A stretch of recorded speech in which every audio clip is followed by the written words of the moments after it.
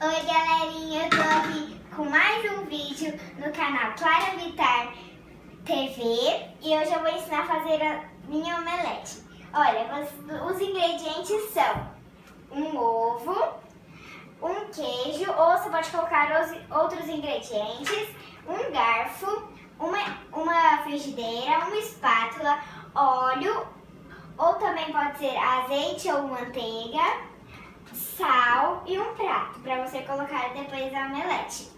Agora a gente vai bater o ovo.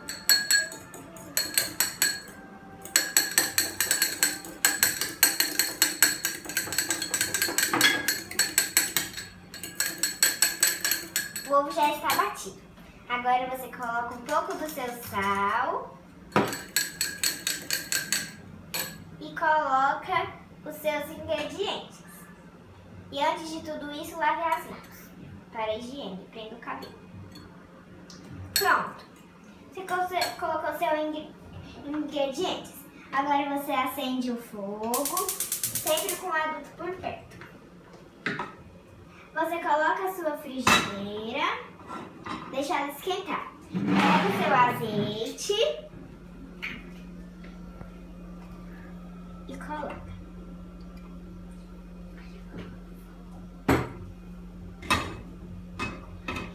Faça assim.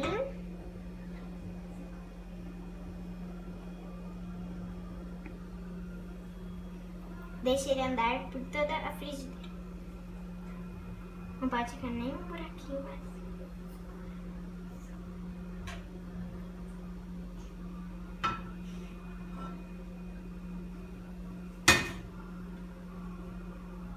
Pronto.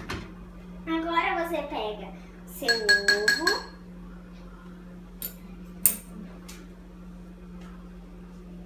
e coloca.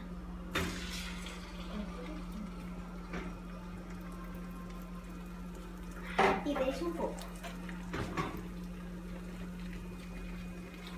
Pegue sua espátula para você daqui a pouco tirar.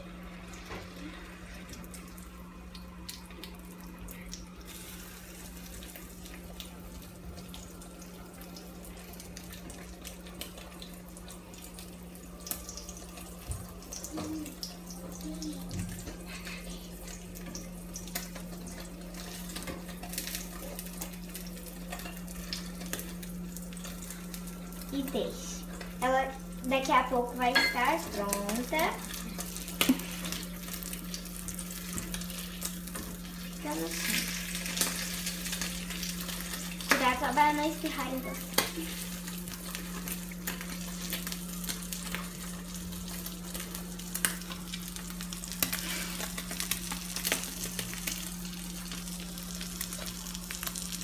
Ó, a minha, pessoal, já está ficando pronta.